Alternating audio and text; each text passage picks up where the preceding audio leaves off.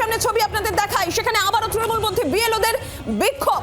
CEO দপ্তরের সামনে বিক্ষোভ, ধর্ণা অবস্থান তৃণমূলপন্থী বিএলওদের। আবারও সেই পুলিশের সঙ্গে ধস্তাধস্তি, ব্যারিকেড টপকে এগিয়ে যাওয়ার চেষ্টা। পুলিশি ব্যারিকেড, যে ছবি এই মুহূর্তে সরাসরি সিইও দপ্তরের সামনে।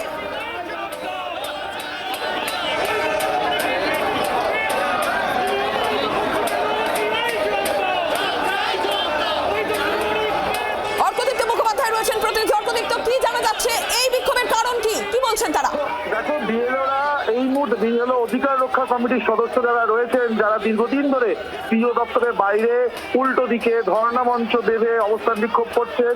এর আগেও তারা এরকম বিক্ষোভ দেখিয়েছেন সিইও দপ্তরের সামনে। আজকে ফের একবার তারা এই বিক্ষোভ দেখাচ্ছেন। তারা একটু আগেই প্রেস কনফারেন্স করেছেন, করে জানিয়েছেন যে খসড়া তালিকা বার করা হয়েছে নির্বাচন কমিশনের তরফ থেকে, তাতে বহু অসঙ্গতি রয়েছে এবং বহু জীবিত ব্যক্তি তাদের নাম মৃত এইভাবে দেখানো হয়েছে, এবং যে লজিক্যাল ডিসক্রিপেন্সির কথা বলা হয়েছে কমিশনের তরফ থেকে, সেখানেও একাধিক অসঙ্গতি রয়েছে। ফলে সাধারণ মানুষ হয়রানির শিকার হচ্ছেন, সাধারণ মানুষ বঞ্চিত হচ্ছেন। এই দাবিতে এই বক্তব্য পেশ করেই কিন্তু তারা সাথে সাথে জানান যে তারা ফের একবার আজকে সিইও দপ্তরে অভিযান করবেন, ডেপুটেশন দিতে চান। তাই জন্য কিন্তু তারা এখানে এই মুহূর্তে এখানে এসছেন এবং এখন পুলিশ তাদেরকে ব্যারিকেড করে আটকে রেখেছে।